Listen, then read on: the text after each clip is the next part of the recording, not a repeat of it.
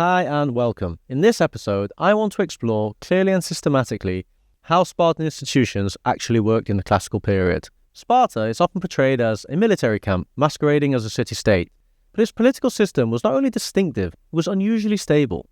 And today, we'll ask, how did Spartan govern itself? This topic confuses a lot of people, not because Spartan structures were complex, but because they functioned according to a different logic. In Athens, power came from mass participation. But in Sparta, power came from a carefully maintained balance between kingship, aristocracy, and the citizen collective. So let's look beyond the myths and discuss the real mechanisms of Spartan government. In Sparta, there were four major governing institutions, and they were the dual kingship, the Gerousia, the Ephors, and the Apella. These institutions are often misunderstood. Sometimes people compare Sparta to modern democracies, or even the Roman Republic with its checks and balances. And it's true that Sparta did want to prevent any person or group from dominating the state, but their aim wasn't liberty or civic participation, it was control. Power in Sparta was split, not to empower debate, but to contain it, not to encourage initiative, but to maintain order. The goal wasn't to energize the state, it was to restrain it. Where Athens embraced mass participation, debate and change, Sparta was built on fear of internal chaos, especially rebellions by the helots, its vast enslaved population. The entire Spartan constitution served the goal of internal discipline and military dominance. So let's break down the institutions we mentioned before one by one, starting with the dual kingship. The obvious first question is, why two kings? And be sure, this wasn't about doubling royal power. Actually, it was for the opposite reason. It was about splitting it. The Spartans didn't trust individuals with too much authority. Their entire system was designed to curb ambition and prevent dominance. From the kings down, the kings had three major roles, but each came with built-in limitations. First, they were military commanders. They led Spartan armies abroad, they gave orders in the field, and they were treated with immense respect. Xenophon tells us they issued daily briefings, led sacrifices before dawn, and were flanked by elite advisors. But even here, they weren't totally independent. Two Ephors, which were the top annually elected officials, accompanied the king on every campaign. They had no formal command, but they watched everything. If a king made a poor decision, they could report him, recall him, or even try him. The other role Spartan kings had was the priest-king role. The kings were high priests of the state, performing sacrifices, consulting the oracle at Delphi, and receiving double portions of public feasts, not to eat themselves, but with which they were meant to use to honour guests. This was an essential part of Spartan religious life, but again, it was ceremonial power, not policy-making power. Finally, the king also had some judicial authority, but it was very narrow. They ruled on inheritance issues, public roads, and adoptions. And that's it. They didn't make laws, they didn't control the courts, and if they tried to overstep, the institutions around them will push back. What's crucial to understand is that Spartan kings weren't above the law, they didn't rule above the system, they ruled within it, and they were constantly watched. The Ephors could find them, put them on trial, remove them from command, even exile them. We see all of this in action with King Pausanias. He was nearly convicted after making a peace treaty that some Spartans didn't approve of, and to avoid trial, he had to flee abroad, seeking sanctuary in the city of Tegea. Another great example of a king's limited power is Archidamus, or Archidamos. He argued for caution at the start of the Peloponnesian War. He gave a powerful reasoned speech, but in the end, he was overruled by a single firebrand Ephor who forced a public vote. And then there was Agesilaus, one of Sparta's most powerful kings. When his close friend Sphadrias committed a reckless near act of war, even though his sons begged him to intervene, he couldn't. The political system tied his hands. In Sparta, not even kings could protect their allies when the laws stood in their way. So what does this all actually tell us? The trials, the limits, the oaths? If the king didn't make the laws, if he could be overruled, put on trial or even exiled, then what was a Spartan king? Well, in short, he was a general, a priest, a hereditary figurehead, but above all, he was a citizen under the law. The one time kings got to be real kings was once they were dead. Their funerals were massive affairs, statewide mourning, Persian-style rituals, even enforced grief. But in life, their powers were far more conditional. They had honour, yes, but not freedom to rule as they pleased. It's tempting to think of Spartan kings like warrior gods. But when we pull together all the evidence, from Herodotus, Xenophon, Thucydides, we see something more interesting. Spartan kings were functional monarchs, not tyrants, not puppets, but men locked inside a system of checks, rituals, oaths and expectations. They were powerful in moments of consensus, but when that consensus broke down, they could fall. That's the paradox of Spartan kings. more sacred than a general, but more vulnerable than a magistrate. So having covered the kings, what if I told you that real long-term power in Sparta was with a group of 28 old men? Let's talk about the Gerousia, Sparta's Council of Elders. If the kings were the symbols of ancestral tradition, the Gerousia was that tradition in action. And these roles weren't just ceremonial. So what was the Gerousia? The name comes from the Greek word geron, meaning old man. And that's exactly what it was. A council made up of elders. There were 28 men, all aged 60 or over, and all elected for life. Plus, the 2 kings were also members, and that made a total of 30 members. Once you were in, you stayed in, until death. These elders weren't elected by ballot or debate. They were elected by applause. Yes, literally, applause. Candidates stepped forward in front of the citizen assembly, and the crowd would clap and shout. Judges, hidden behind a screen, listened carefully, and whoever got the loudest response won the seat. So in essence, it wasn't about policy, it was more a test of charisma, public honour, and long-earned reputation. So what did the Gerousia actually do? Despite keeping a low profile, the Gerousia had extraordinary influence.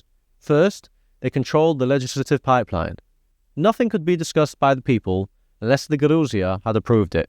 If the assembly was the voice of the city, the Gerousia was the filter. Second, they were Sparta's Supreme Court. They judged the most serious criminal cases, treason, cowardice, and misconduct. They could even try the kings themselves, as we discussed earlier.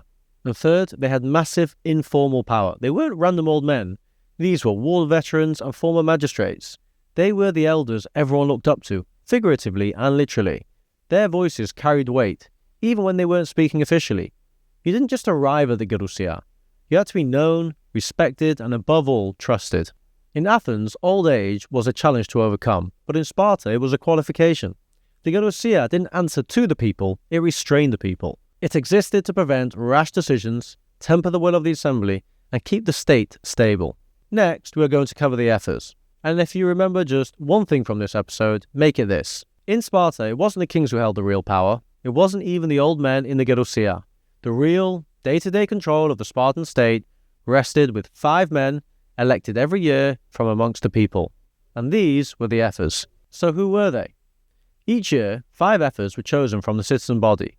They didn't need to be wealthy, or noble, or even especially experienced. In theory, any adult male Spartan citizen could become an Ephor. Once elected, they served for just 1 year. No re-election, no extended terms, no dynasties. And that was deliberate, to stop power from sticking to one person or one family. But for that single year, they held more executive power than anyone else in Sparta. So what did the Ephors do? Well, pretty much everything. They convened and presided over the citizen assembly called the Apella. They supervised the kings, as we said before, and could even put them on trial. They conducted foreign diplomacy, received ambassadors, and issued military orders. They managed public discipline, overseeing behaviour, dress, and even private conduct. And they weren't just officials.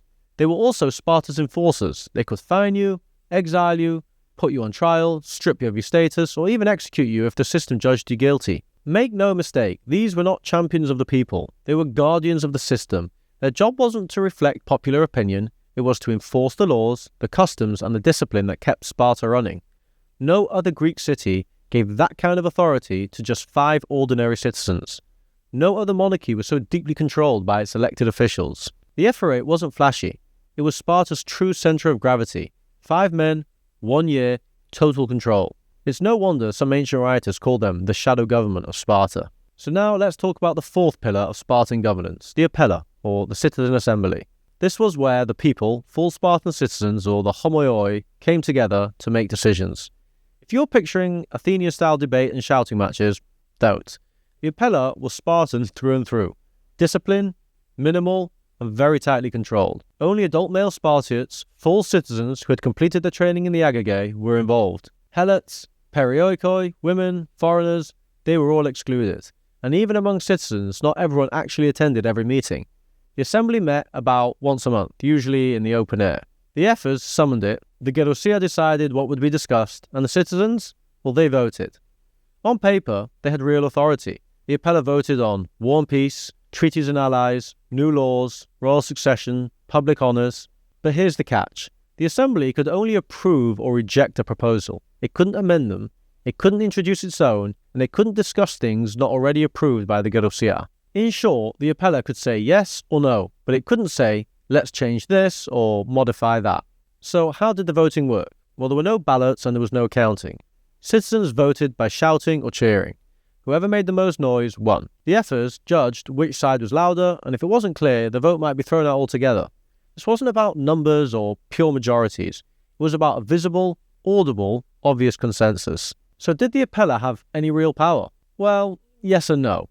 Yes in the sense that it had the final say on laws and decisions, but no in the sense that it had no control over what went on in the agenda. It was a reactive body, a rubber stamp or a veto, never the source of new ideas. Its job was to confirm or veto what the elders and the Ephors had already shaped. This matters because it shows us something crucial about Spartan government. It wasn't designed for participation, it was designed for order. Spartan citizens didn't gather to debate policy, they gathered to approve it or shut it down. And while that might seem restrictive, to the Spartans, it was part of a deliberate, disciplined worldview.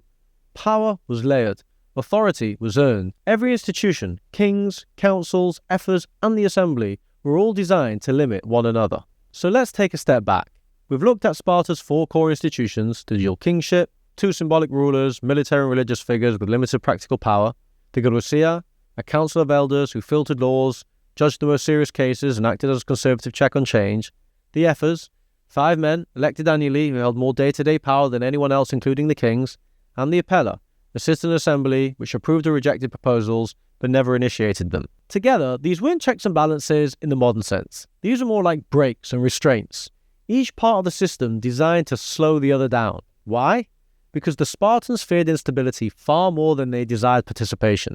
They weren't building a democracy, they were preserving a military state built on discipline, hierarchy and control. This worked because it was tailored to Sparta's unique situation. A tiny elite population, Spartiates, were sitting on top of a vast majority of helot slaves. Any disruption to internal control risked rebellion, collapse or invasion.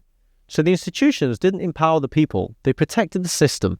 Everyone had a role, no one held total power, and no part of the government could move too fast or act alone. It was deliberate stagnation, a way to keep everything frozen, in balance, generation after generation.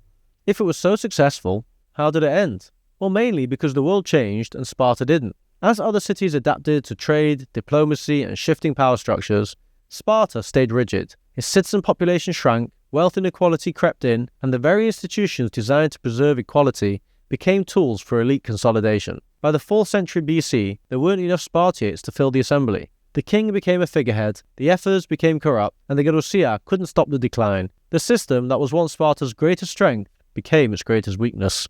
So what can we learn from this? Sparta's government wasn't democratic, it wasn't flexible, and it certainly wasn't fair, but it was extraordinarily effective for a time. It created one of the most cohesive, disciplined societies in the ancient world. It produced legendary warriors, a unique culture, and a memory that still fascinates us today. But in the end, its greatest virtue, stability, was also its downfall. Because when change came knocking, Sparta had no door to open, only walls. If you've enjoyed this episode, don't forget to like, comment and subscribe. It really helps the channel grow. I make all these episodes myself, from research to recording. So if you'd like to support the show, even just by buying me a coffee at buymeacoffee.com/Echo and Ink, I'd truly appreciate it. You'll find the link in the description. But most important of all, thanks again and see you in the next one.